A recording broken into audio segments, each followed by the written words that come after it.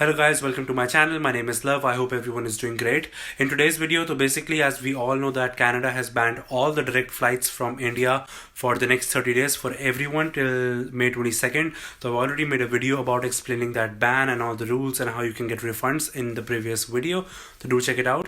In today's video, I will basically be covering about all the indirect routes and alternative solutions through which you can actually travel to Canada in these 30 days if you're still looking to travel to Canada in the next 30 days.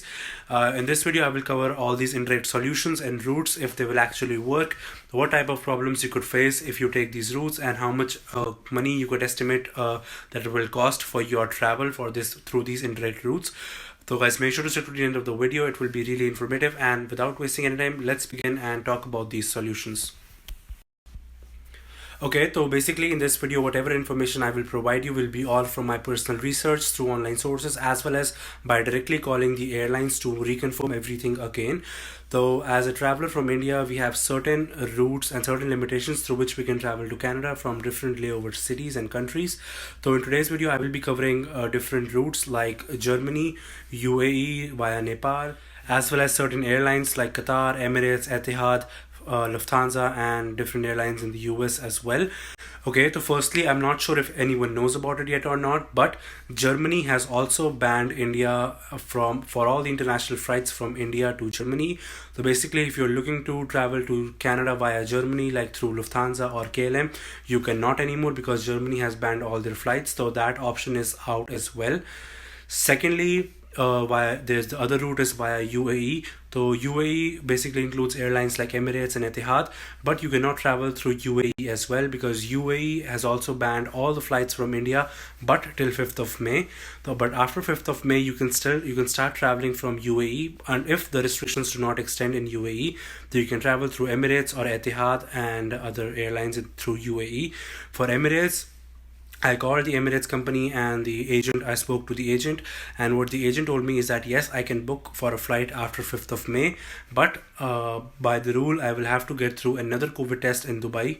And the agent clearly told me that there is no facility at the airport for COVID testing, for an instant COVID testing.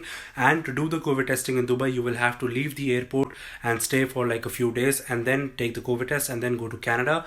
In that case, you would need a transit visa for Dubai as well to stay for 2-3 days and then travel to Canada after you get the results. For staying for like, let's say 1 or 2 days, you would have to stay in the hotel. Here's a screenshot of the hotels that I took from the internet, and it would actually cost you around $150 to $200 to $300 for 2 days just for the COVID testing. And then if it comes negative, only then you can travel to Canada. This was through Dubai, but only after 5th of May, but you will have to like take a transit visa through Dubai, which is a big hassle.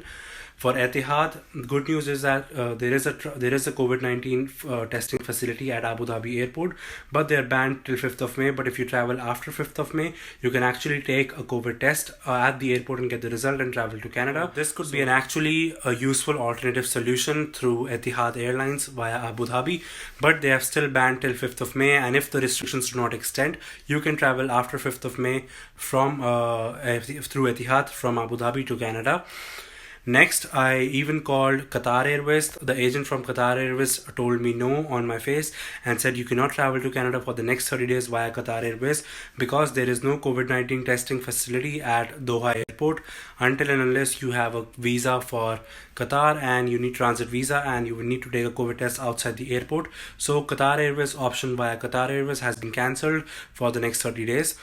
After that, I also looked for options via Nepal, but there are also certain rules in Nepal that you need to follow, which are also strict enough. So if you want to travel via Nepal, you would need to have a transit visa. You would also need to have a health insurance covered up to $5,000.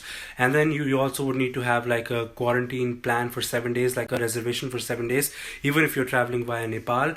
And also, I'm not sure, but because I could not find that if you could do a COVID testing in Nepal airport as well and get the result right away.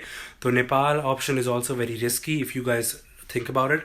And this option is also eliminated if you think for an alternate solution. Now lastly, what I think that could be one of the safest option is to travel via US to Canada. but it will only work if you have a US transit visa. So if you do have a US transit visa, you can travel via US, and then from US you can travel to Canada either by air or by road.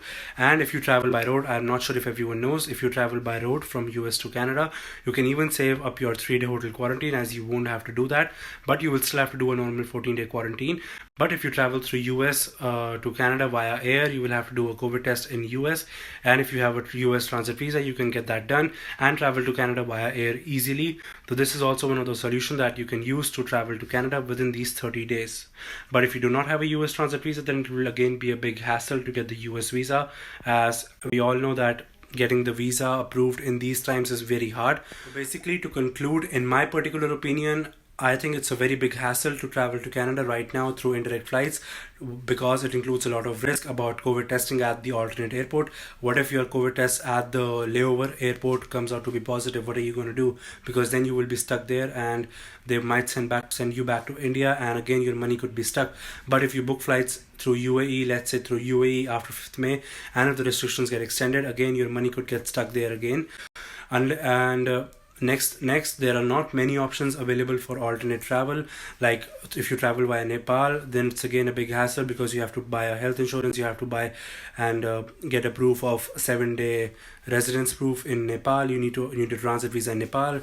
Germany has cancelled all of its flights from India completely. And if you're looking to travel via Dubai through Emirates, that could also be really expensive if you travel after 5th of May when they reopen, in case they reopen and they do not extend the restrictions, because there is no testing facility in Dubai as well, and you would need to get a Dubai transit visa, stay in Dubai for 1 to 2 days in a hotel, which could cost you around $300, and then get the COVID test done and then travel to Canada, which is again a big hassle and a lot of trouble and risky as well. So in my opinion, I feel that there are only 2 solutions right now which are viable and convenient for you if you want to travel to Canada in these 30 days.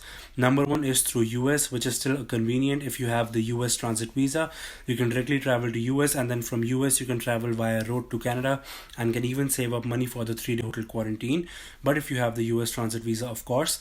Second is through traveling through Etihad, because Etihad also tweeted, as you can see on the screen, that there is a COVID testing facility at the Abu Dhabi airport, and after 5th of May, if the restrictions in Abu Dhabi do not extend, you can actually travel through Etihad, get a test done at Abu Dhabi airport and travel to Canada, which will also save you a lot of money, because you can get your test done right away at the airport. Lastly, if it is not too urgent for you to travel to Canada, if you can still stay in India, in my particular and personal opinion, I would recommend you guys to stay in India until they remove all these restrictions to Canada, because again, if you're a newcomer to Canada, I would personally recommend to avoid traveling in these times and wait until the travel ban is over, and to think about if it's really worth it or not.